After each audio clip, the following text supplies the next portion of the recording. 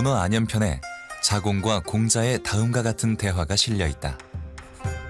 자공이 정치에 대해 묻자 공자는 먹을 것을 풍족하게 하고 군사력을 풍족하게 하고 백성들에게 믿음을 주는 것이 곧 정치라고 대답했다.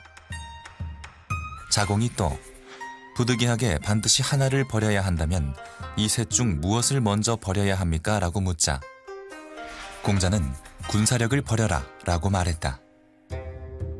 자공이 또다시 부득이 반드시 하나를 버려야 한다면 이 둘 중 무엇을 버려야 합니까? 라고 묻자 공자는 먹을 것을 버려라 라고 말하면서 예로부터 전쟁이 나서 죽든 굶어서 죽든 모든 인간은 죽게 되어 있다. 그러나 백성의 믿음이 없으면 나라가 서 있을 수가 없다라고 말했다. 식량과 군비는 국가를 유지하기 위해 필수 조건이다. 따라서 공자는 정치의 세 가지 조건을 말할 때 족식과 족병을 먼저 말했다. 그러나 택이란다면 식과 병이 아니라 신이라고 말한다. 이것은 식량과 군사력이 중요하지 않다는 의미가 아니다. 정치에 대한 백성의 신뢰가 무너지면 식량과 군사력이 모두 무너져버리고 말기 때문에 신을 가장 중요한 덕목으로 든 것이다.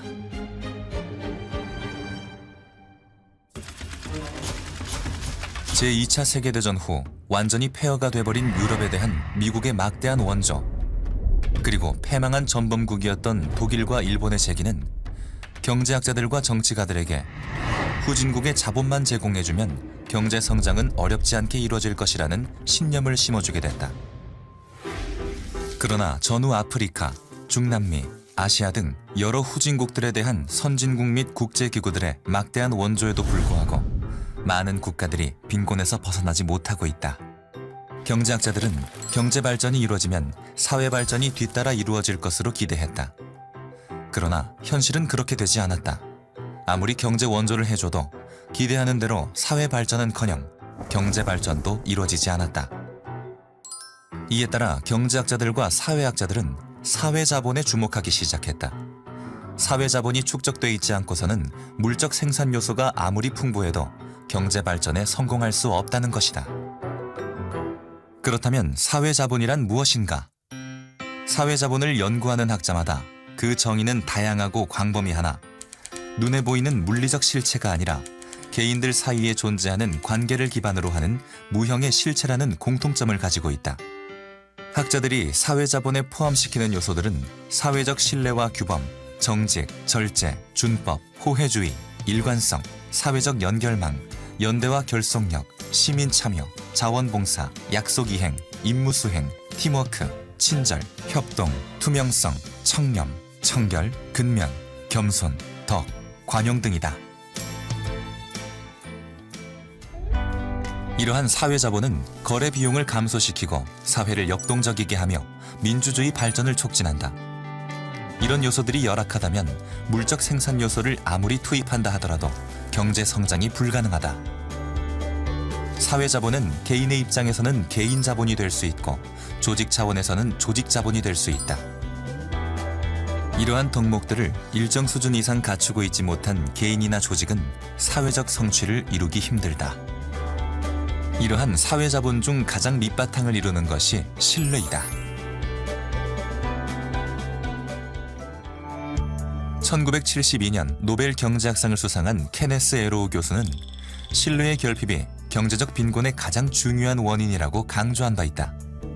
즉, 우리가 세계에서 보는 경제적 후진 상태 대부분은 결국 상호 신뢰의 결핍으로 설명할 수 있다라고 강조한다.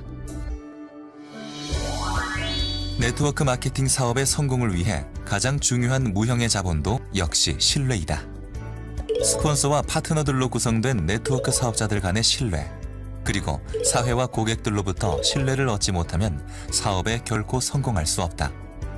따라서 무신분립은 네트워크 사업자들에게도 그대로 적용된다. 여기서 우리는 무신분립을 신뢰가 없으면 조직이 서 있을 수가 없다로 해석할 수 있다. 다른 모든 사업이 마찬가지이지만 특히 네트워크 사업은 신뢰가 없으면 무너진다. 지금까지 비정상적으로 사업을 경영해온 일부 업체와 사업자들로 인해 네트워크 사업에 대한 국민들의 불신이 매우 높기 때문이다. 그런데 신뢰란 하루아침에 얻어지는 게 아니다. 신뢰를 얻기 위해서는 장기간의 노력이 필요하다. 오랜 세월 동안 신뢰를 받을 만한 행동을 해야 비로소 신뢰를 얻게 된다. 이것은 네트워크 기업과 사업자들이 정도 경영과 동반 성공의 문화를 정착시킴으로써 가능하게 된다. 문화는 어머니이고 제도와 행동은 자식이기 때문이다.